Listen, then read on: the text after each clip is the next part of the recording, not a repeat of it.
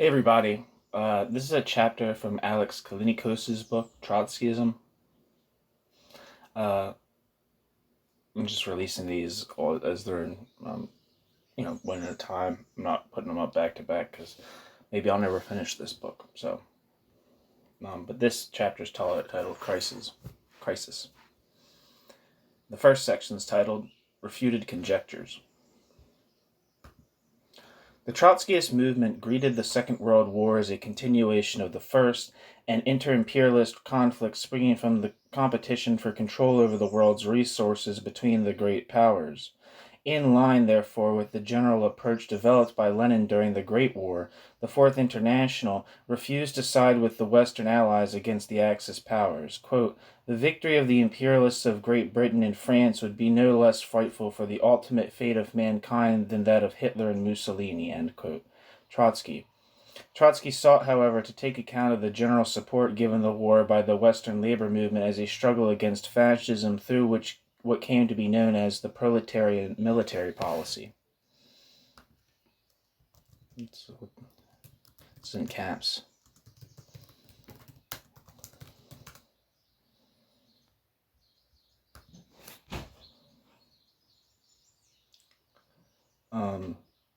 Wikipedia says the proletarian military policy was a policy adopted by the Fourth International in response to World War II. It was an attempt to apply transitional demands such as trade union control of military training and the election of officers to transform what it characterized as an imperialist war into a revolutionary struggle against Nazism. Alongside his call for an unconditional defense of the Soviet Union, Trotsky outlined the approach to be adopted by Marxists who were conscripted into the military. Quote, we are absolutely in favor of compulsory military training and in the same way for conscription. Conscription? Yes. By the bourgeois state? No. We cannot entrust this work as any other to the state of the exploiters. In our propaganda and agitation, we must very strongly differentiate these two questions. That is not to fight against the necessity of the workers being good soldiers and of building up an army based on discipline, science, strong bodies, and so on, including conscription, but against the capitalist state which abuses the army for the advantage of the exploiting class. End quote. Trotsky. The policy provoked controversy within the Trotskyist movement, with some seeing it as a concession to social patriotism. In the American Socialist Workers' Party, Max Shachtman and James Burnham characterized the Soviet Union as state capitalist, and I disagree with this policy. So, this is the problem with Wikipedia being like, a resource, this says something that's definitely wrong. Max Shachtman and James Burnham definitely did not characterize the Soviet Union as state capitalist. So that's the proletarian military policy. So let me go back.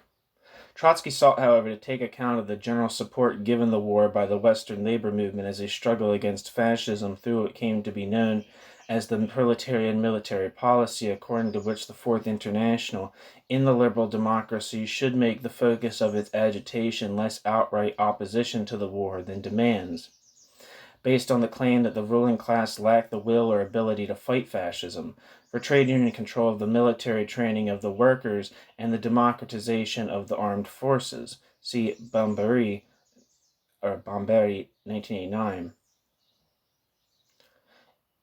Ably defended by Cannon in 1970 and the 1941 trial of Socialist Workers' Party leaders for sedition, the policy was applied with relative success in Britain, where the Workers' International League was able to take advantage of the Communist Party's opposition to strikes after the German invasion of the USSR and gave expression to some of the industrial discontent which developed in the latter part of the war. On the continent of Europe, the Trotskyists had to grapple with much starker questions, that of survival under the German occupation and the relationship between their own activities and those of the resistance movements, often led by communists and informed by patriotic sentiments at odds with the Fourth International's revolutionary internationalism. With extraordinary courage and in extremely adverse circumstances, Trotskyists conducted their own distinct agitation. In France, for example, producing a paper aimed at disaffected members of the occupying forces, and often paying, as in this case, the price of arrest, torture, and execution. The German occupation further strengthened the position of the Fourth International within the Fourth International of the American Socialist Workers' Party. Already before the war, the largest section furthermore enjoyed a close relationship with Trotsky in his Mexican exile. Cannon had been profoundly influenced by the factional conflict which broke out in August 1939 and culminated in the department in April 1940, in the departure in April 1940 of Shachtman with some 40% of the membership to form the breakaway Workers' Party. Shachtman argued, with the support of other Socialist Workers' Party leaders such as Martin Aburn and James Burnham, that events such as the Hitler-Stalin Pact confirmed that the Soviet Union was no longer a workers' state, and that therefore the Fourth International could no longer unconditionally defend the USSR in war. Although Trotsky affirmed his analysis of the USSR as a degenerated workers' state of which defense of the Soviet Union was a corollary, much of the debate focused on the Shachtmanites' claim that the Cannon leadership represented, quote, the tendency of bureaucratic conservatism, end quote. Shachtman. Trotsky and Cannon responded by denouncing them as a, quote, petty bourgeois opposition, end quote, which had capitulated to pressures from the liberal intelligentsia. Burnham and Shachtman had themselves analyzed the process through which many American intellectuals, attracted to left-wing politics and even Trotskyism under the impact of the Depression and the victories of European fascism in the late 1930s, drifted towards, quote, Stalinophobia or vulgar anti-Stalinism, end quote, and the acceptance of Western capitalist democracy. The subsequent history of most of the Shachtmanites suggests that they were indeed an instance of this phenomenon.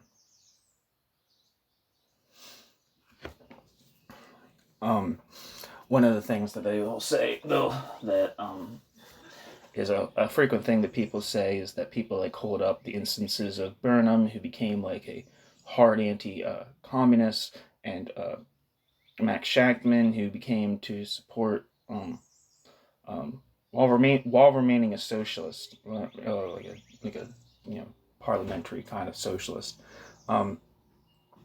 took an extremely favorable view of American of an aggressive war in Vietnam. So these people within the Trotskyist movement are referenced, and this is true of the kind of quasi-third campism of like the international socialists, that they also, which is what Callinicos is doing in here, engaging in kind of like using these figures as kind of like boogeymen, to show how wrong their ideas were. Their subsequent trajectory proves that how wrong their ideas were at this time, right?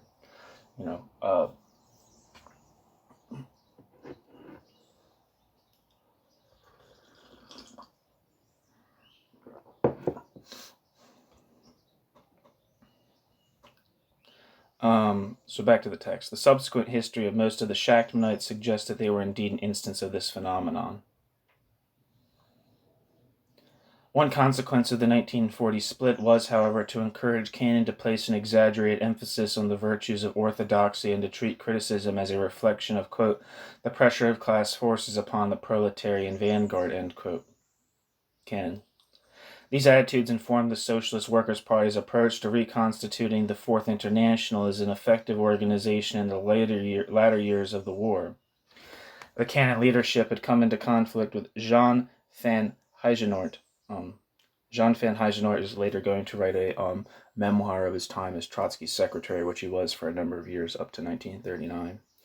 For school, for my Soviet history class, I'm writing like a historiography of like all the major like texts that were on secondary sources on Trotsky, at least in book form. And one of the secondary sources that I'm dealing with is Jean van Heijenoort's memoirs. Just a little bit for myself. The Cannon leadership had come into conflict with Jean van Heijenoort, the secretary of the Fourth International, who, together with a minority faction inside the Socialist Workers' Party, led by Albert Goldman and Felix Morrow, argued against the majority's insistence that there could be no restoration of bourgeois democracy at the end of the war. The Socialist Workers' Party leadership used the first post-war gathering of the Fourth International, the International Conference of April 1946, to establish a new international secretariat. Although its principal figures, notably the Greek Michel Raptis, I have a little biography about Raptis on this channel, under people usually refer to him as Michel Pablo.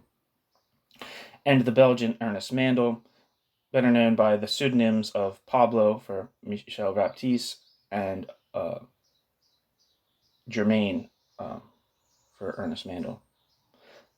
Better known by the pseudonyms Pablo and Germain, respectively, had first emerged in the Trotskyist resistance and served on the Provisional European Secretariat secretly established in the summer of 1943. They owed their new prominence primarily to American patronage. As Cannon later put it, quote, "Our relationship with the leadership in Europe at that time were relations of the closest collaboration and support. There was general agreement between us. These were unknown men in our party. Nobody had ever heard of them. We helped to publicize the individual leaders, ... They had yet to gain authority not only here but throughout the world, and the fact that the Socialist Workers' Party supported them up and down the line greatly reinforced their position," end quote. The situation confronting the, quote, "unknown men," end quote, and their backers was one that apparently confounded Trotsky's predictions of a post-war revolutionary wave. Europe was indeed swept during the latter part of the war by a popular radicalization which found its main expression in the resistance movements in occupied Europe and in the election of the first majority Labour government in Britain. The United States experienced a succession of major strikes which reached their climax in 1945-6. Political agitation was widespread in the American and British armed forces, reflecting discontent which led in some cases to mutiny. But this unrest, while in its scale in accord with Trotsky's prediction of a, quote, "epoch of social convulsion," end quote, did not augur revolution. The greatest threat to the Western powers, the communist-led resistance movements in France and Italy, was diffused thanks to Stalin, in line with his commitments to Roosevelt and Churchill. Communist Party leaders such as Thérèse and it's Maurice Thérèse of France and I think it's Palmiro Tagliati, instructed their members to disarm and obey the governments installed by the Allies. Further east, the Stalin regime itself, which Trotsky had predicted would not outlive the war, emerged, on the contrary, greatly strengthened.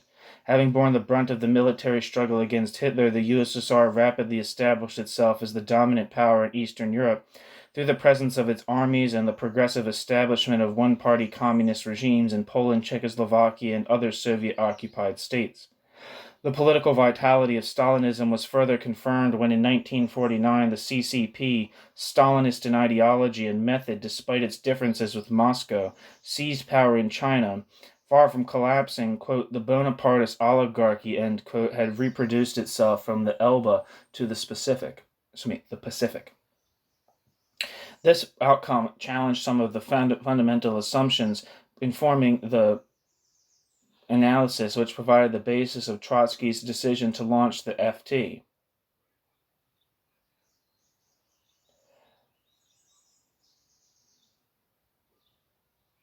Is that supposed to be FI? I don't know, it says FT here, but I'm assuming it means FI. In the first place, his belief that capitalism is experiencing its final crisis from which there could only be the most temporary relief underlay Trotsky's prediction that one of the main casualties of the war would be even the limited bourgeois form of democracy, which in countries such as Britain allowed a trade union movement dominated by reformist politics to flourish. Quote, "All the countries will come out of the war so ruined that the standard of living for the workers will be thrown back 100 years. Reformist unions are possible only under the regime of bourgeois democracy. But the first to be vanquished in the war will be the thoroughly rotten democracy. In its definitive downfall, it will drag with it all the workers' organizations which served as its support," end quote. Trotsky. It was in line with such a catastrophic perspective that Ted Grant could declare in 1943 on behalf of the WIL that Britain was in a pre-revolutionary situation, and that the WIL's successor, the Revolutionary Communist Party, could compare the Attlee government with Kerensky's. By 1946, the Revolutionary Communist Party leadership was forced to acknowledge that, quote, "economic activity in Western Europe in the next period is not one of quote, stagnation and slump," end quote, but of revival and boom, end quote. Grant. They did not dream, however, that the world economy was on the verge of the longest, most sustained boom in its history, which would see world gross national product grow 3.5 times between 1948 and 1973. The survival and expansion of Stalinism posed an even more acute problem for Trotsky's heirs. The Eastern European states experienced after 1945 a process of what Mandel called, quote, structural assimilation, end quote, to the USSR, particularly after the onset of the Cold War in 1946-47. The communist monopoly of political power was established and widespread nationalizations carried out. The outcome was socioeconomic structures in essentials identical to that of the USSR, were what the Fourth International liked to call the, quote, buffer states, end quote, themselves worker states, as Trotsky had claimed Stalinist Russia to be. Were what the Fourth International liked to call, quote, buffer states, end quote, themselves worker states, as Trotsky had claimed Stalinist Russia to be. Give me 1 second.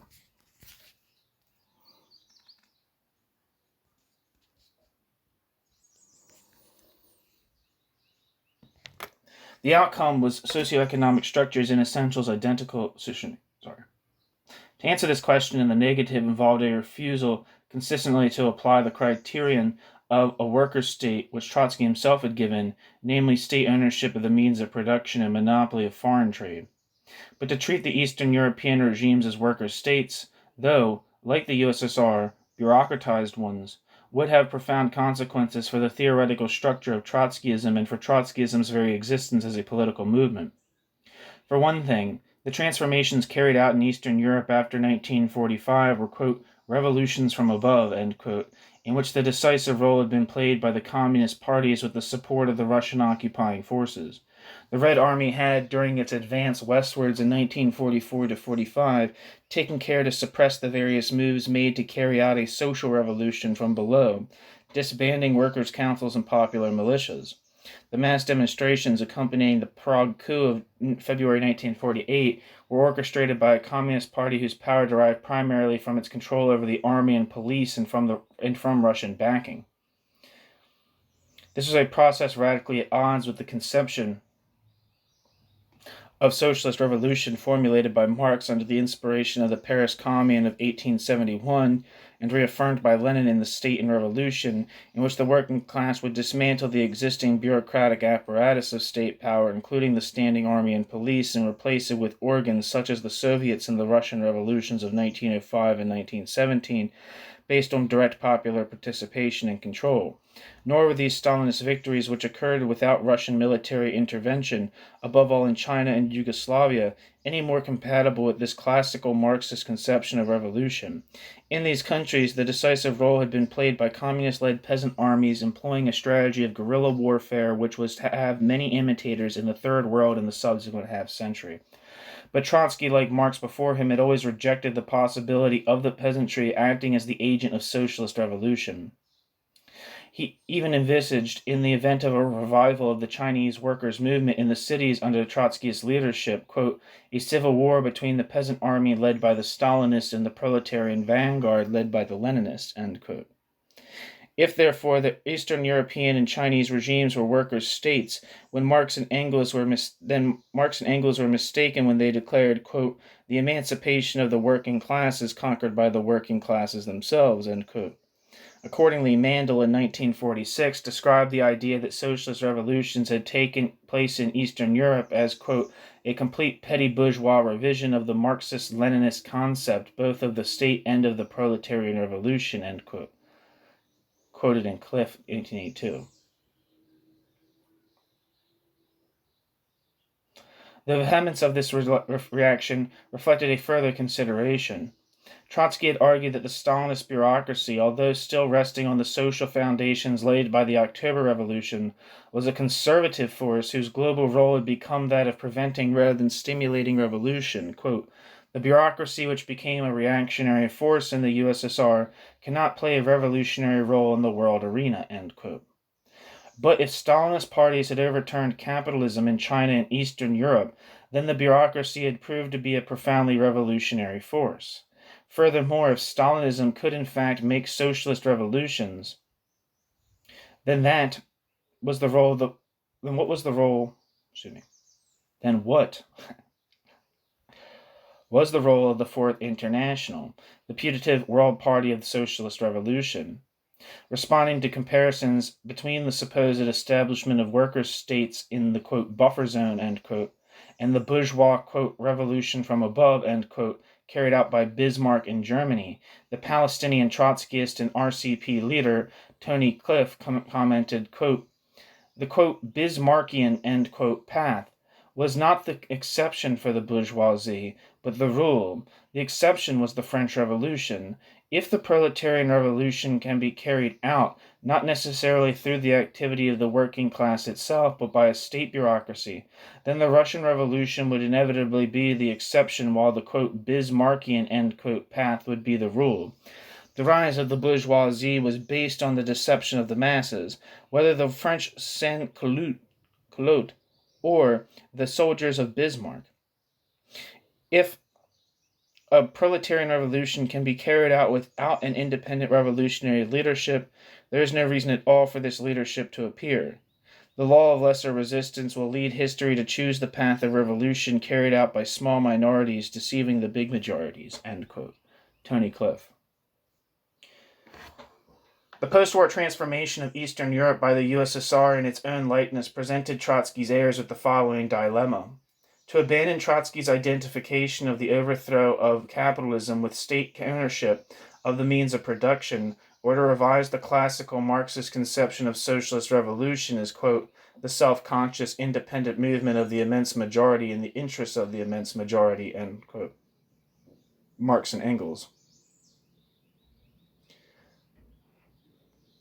Orthodox Trotskyism, as Cannon was the first to call it, consisted in taking the second horn of this dilemma.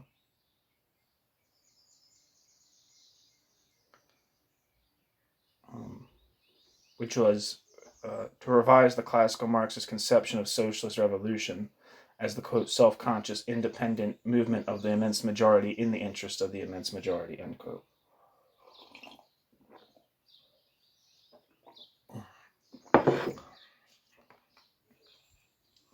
Marx and Engels. New section. Conventionalist stratagems. The work of the Trotskyist movement after 1945 is an instance of a quite common problem in the history of sciences. Imre Lakatos suggested that theories are best seen as, quote, scientific research programs, end quote, which develop through the formulation of successive refutable auxiliary hypotheses. Where a research program predicts, quote, novel facts, end quote, it is, quote, theoretically progressive, end quote, and where some of these predictions are empirically corroborated, it is, quote, empirically progressive, end quote. A program which fails to predict, or whose hypotheses are refuted, is by contrast, quote, degenerating, end quote, a prime candidate for replacement by another program, as Copernicus's supplanted Ptolemy's in astronomy or Einstein's Newton's in physics. Each program has a, quote, hard core, end quote, of hypotheses which were treated as being immune from refutation, unlike the dispensable auxiliary hypotheses. One sign of a degenerating program is the emergence of what Karl Popper called, quote, conventionalist stratagems, end quote. Let's see if any of these things.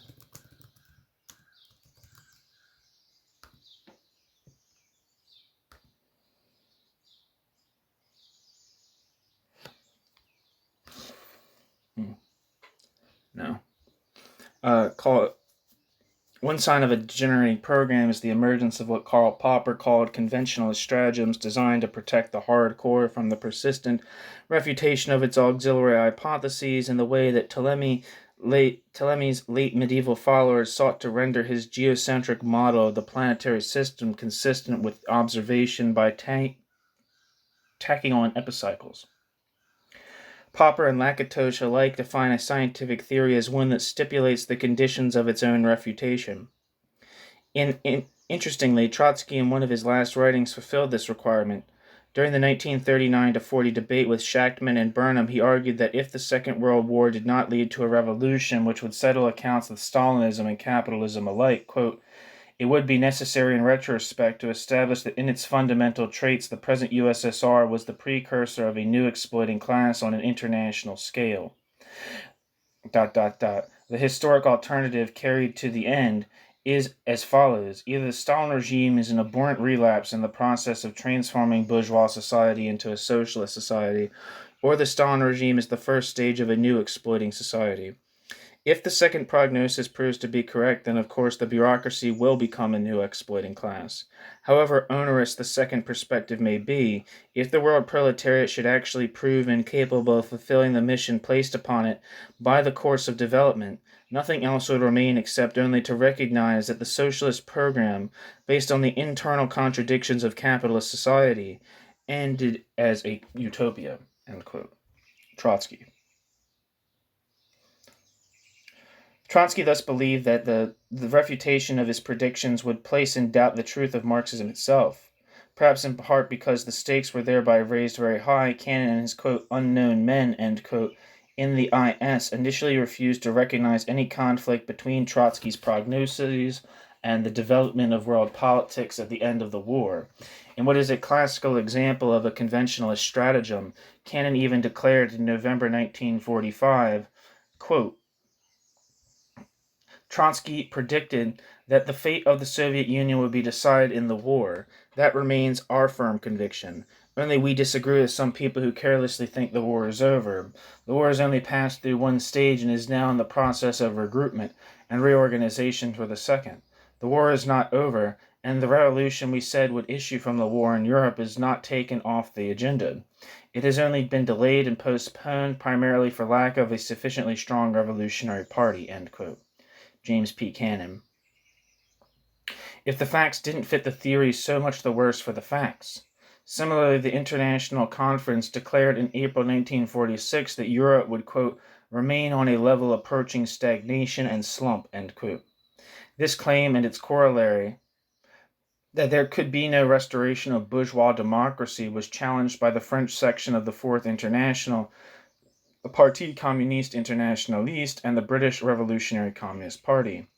On the latter's behalf, Cliff was able very effectively to refute Mandel's attempts to explain away the abundant evidence of economic recovery.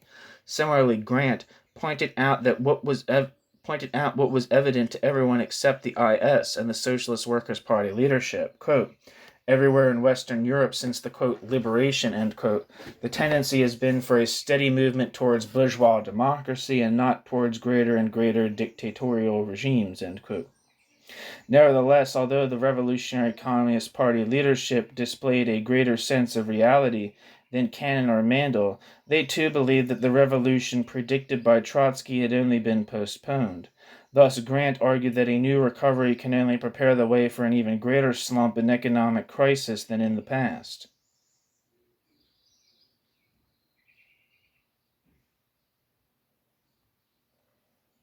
The nature of the, quote, buffer zone, end quote, in Eastern Europe was, however, the greatest source of difficulty. The initial reaction of the Fourth International leadership was to refuse to regard Moscow's new satellites as worker states. Mandel argued on behalf of the International Secretariat in September 1946, quote, the nature of the economy and of the state remains bourgeois in these countries, end quote. This position, though reaffirmed in the Second Congress of the Fourth International in April 1948, was too evidently in conflict with the identity of social and political structures in the USSR and Eastern Europe to be sustained indefinitely. The majority of the Revolutionary Communist Party leadership had already anticipated the direction eventually taken by the Fourth International. John Caston unsuccessfully argued on their behalf at the Congress that, quote, the economies of these countries are being brought into line with that of the Soviet Union, end quote. Quoted in Bornstein and Richardson, 1986. In the event, the IS began to slide in the same direction within a few months of the Congress. The precipitant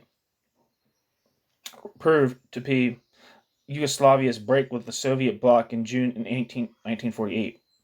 The IS reacted on the 1st of July with an open letter to the Communist Party of Yugoslavia, which declared, quote, you hold in your hands a mighty power if only you preserve on the road of socialist revolution, persevere on the road of socialist revolution, end quote, and noted in conclusion, quote, the promise of victorious resistance by a revolutionary workers' party against the Kremlin machine, ... long live the Yugoslav socialist revolution, end quote. The camel had got its nose under the tent. If it was conceded in one case that a Stalinist party, whose general secretary, Tito, boasted of his firm way of dealing with, quote, Trotsky fascist, end quote, as he was breaking with Moscow, could carry out a, quote, socialist revolution, end quote, why should this not also have occurred in the rest of Eastern Europe? It took another 3 years for Pablo, Mandel, and Cannon to accept this conclusion and the Fourth International officially to register it. The Third World Congress declared of Eastern Europe in August 1951, quote, the structural assimilation of these countries to the USSR must be considered as essentially accomplished, and these countries as having ceased to be basically capitalist countries, end quote. The Third World Congress. The nationalization of the means of production, as in the case of the USSR, was a necessary and sufficient condition of the existence of worker states. Quote, it is above all by virtue of their economic base, ... characterized by new production and property relations proper to a statified economy, essentially those of the USSR, that we have to consider these states as now being deformed worker states, end quote.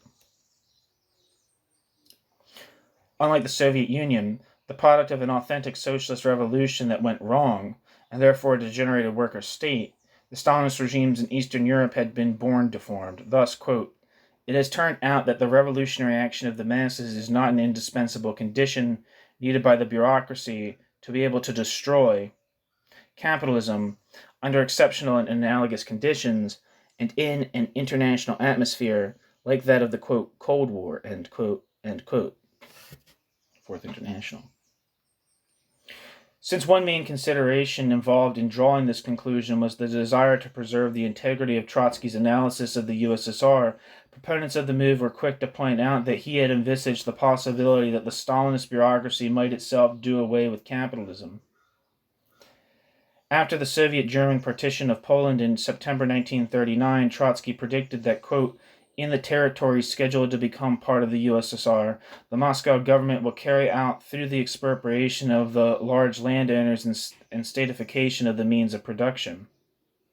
This variant is most probable not because the bureaucracy remains true to the socialist program, but because the bureaucracy is neither desirous nor capable of sharing the power and the privileges the power entails with the old ruling classes in the occupied territories, end quote.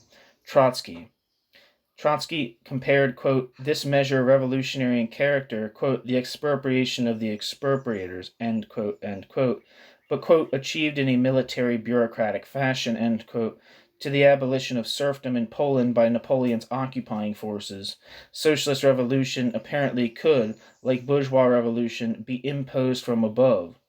Trotsky nevertheless went on to qualify this judgment, quote, the primary political criterion for us is not the transformation of property relations in this or another area, however important these may be in themselves, but rather the change in the consciousness and organization of the world proletariat, the raising of their capacity for defending former conquest and accomplishing new conquests. From this one and only decisive standpoint, the politics of Moscow, taken as a whole, completely retains its reactionary character and remains the chief obstacle on the road to world revolution, end quote. This passage highlights the difficulty in which Trotsky's identification of a worker state with a statized economy left his, quote, orthodox, end quote, heirs. His objective was the kind of revolution envisaged by Marx and Lenin, and which had occurred at least briefly in 1917, in which the working class broke up the old state apparatus and replaced it with one under workers' direct and democratic control.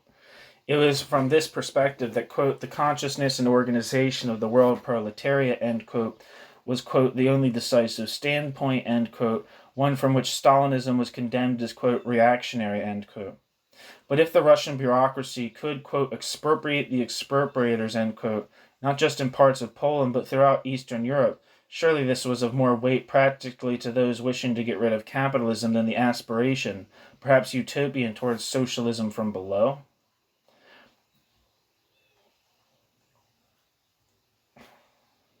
Sorry, I had to reread that. It sounded weird. But if the Russian bureaucracy... See, sometimes I'll be reading something and I won't register that it's a question until I get to the question mark at the end. But if the Russian bureaucracy could, quote, expropriate the expropriators, end quote, not just in parts of Poland but throughout Eastern Europe, surely this was of more weight practically to those wishing to get rid of capitalism than the aspiration, perhaps utopian, towards socialism from below. Trotsky himself tended, in response to criticisms of his analysis of the USSR, to describe the classical Marxist conception of a worker state based on Soviet democracy and open competition among parties as a, quote, norm, end quote, from which the Stalin regime was a deviation produced by particular historical circumstances. But Trotsky, a good pupil of Marx and Hegel, also followed them in rejecting the distinction between values and facts. The self-emancipation of the working class might prove to be little more than a norm incapable of realization and therefore politically irrelevant. I want to repeat that again.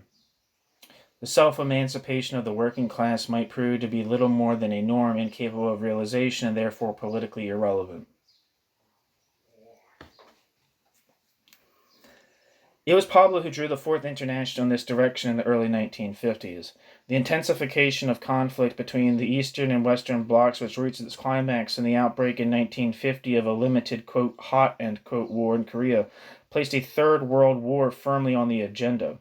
Pablo argued that this would be, quote, an international civil war, end quote, between world capital and labor, represented respectively by the Western powers and Stalinist states, quote, revolution war, end quote, quote, war revolution, end quote. This prospect should be welcomed by Trotsky, as since World War would accelerate, quote, the process already initiated of the convulsive transformation of our society, which should be abated only with the triumph of socialism, end quote. Pablo. The fact that this, quote, war revolution, end quote, could occur under Stalinist leadership should not give the Fourth International pause, since, quote, the transformation of capitalist society into socialism, will probably take an entire historical period of several centuries and will in the meantime be filled with forms and regimes transitional between capitalism and socialism and necessarily deviating from, quote, pure forms, end quote, and quote, pure, end quote, forms and norms, end quote, Pablo. The Fourth International's sections would be best placed to influence events if they entered the social democratic and even communist parties, since they could not be, quote, smashed and replaced by others in the relatively short time between now and the decisive conflict, end quote, and moreover would develop centrist tendencies which will lead for a whole stage of the radicalization of the masses and the objective revolutionary processes in their respective countries, end quote, Pablo. Intrism now meant not the kind of raiding party for members involved in the, quote, French turn, end quote, of the mid-1930s, but what Pablo called, quote, entry sui generis, end quote, a long-term involvement in the mass working class parties in order to encourage and influence the development of centrist tendencies vacillating between reform and revolution. At least in its practical conclusions, this policy corresponded quite closely to what the British supporters of the IS had been doing for some years. As part of a process which led effectively to the destruction of the RCP and the abandonment of revolutionary politics by some of its ablest leaders, notably Jock Haston, a minority led by Jerry Healy was permitted in 1947, at the insistence of the IS, to organize separately from the Revolutionary Communist Party majority and enter the Labour Party.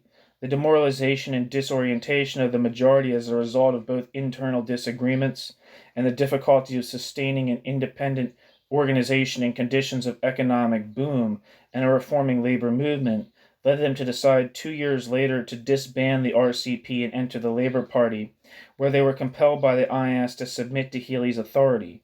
Healy, in what proved to be the beginning of a long career in the witchfinder general of British Trotskyism, proceeded to purge, quote, the club, end quote, as the British section was known, of those of an independent mind, particularly the supporters of such revolutionary Communist Party leaders as Cliff and Grant.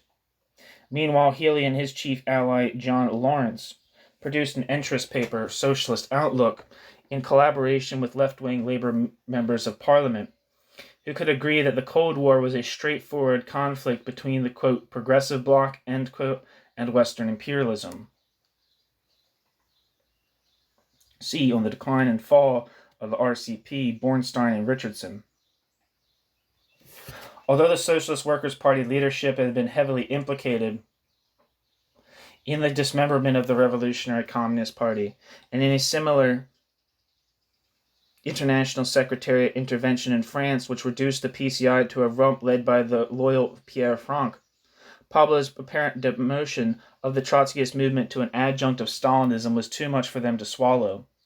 Cannon quoted a member of the Chicago branch who asked, quote, if there are going to be centuries of Stalinism, what's the sense of my going out and selling 10 papers on the street corner, end quote.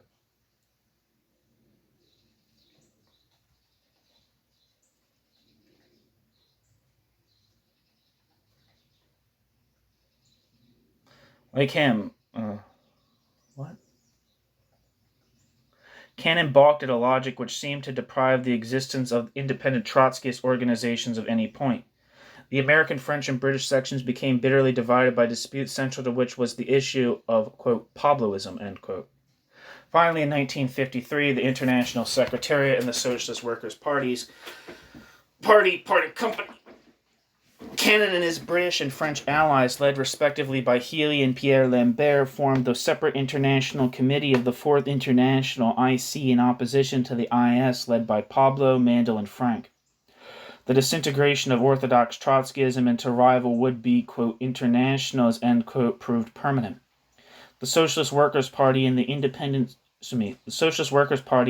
IS did in fact succeed in organizing a, quote, reunification Congress, end quote, in June 1963, which established the United Secretariat of the Fourth International, USFI, but the titles proved hollow. The reconciliation involved the Socialist Workers' Party shedding Healy and Lambert.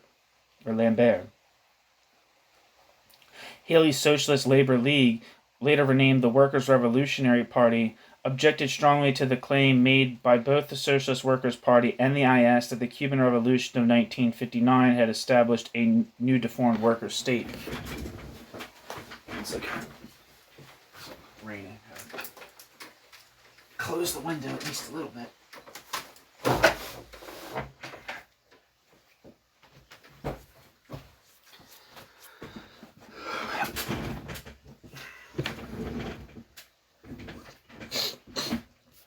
Excuse me. The SLL and Lambert Organization, Communiste Internationaliste, OCI, and later PCI, kept the International Committee going until 1971, when they too quarreled and formed their own separate groupings. Meanwhile, Pablo had fallen out with Mandel and Frank, who did not see quite as much socialist potential in the Algerian Revolution as Pablo did. The, quote, reunification Congress, end quote, was thus preceded by the departure of Pablo's sometime ally, the Argentinian Juan Posadas, and followed by his own expulsion. Even the international regroupment achieved by the disposal of Pablo proved to be something of a Pyrrhic victory. From the late 1960s, the USFI suffered from chronic divisions, above all between a majority based particularly in the European sections and led by Ernest Mandel and the American Socialist Workers' Party and its supporters. This process of fragmentation, in which the previous paragraph is an incomplete and greatly simplified summary, as is the accompanying diagram, which traces its course in the USA and Britain, should not conceal the fact that the parties to the various disputes shared certain crucial assumptions, in particular the belief that the USSR, China, and Eastern Europe had broken with capitalism and begun, albeit in a bureaucratically deformed manner, the transition to socialism. These assumptions give orthodox Trotskyism certain essential features which underlie and help explain its infinite sectarian differences. These form the subject of the next chapter.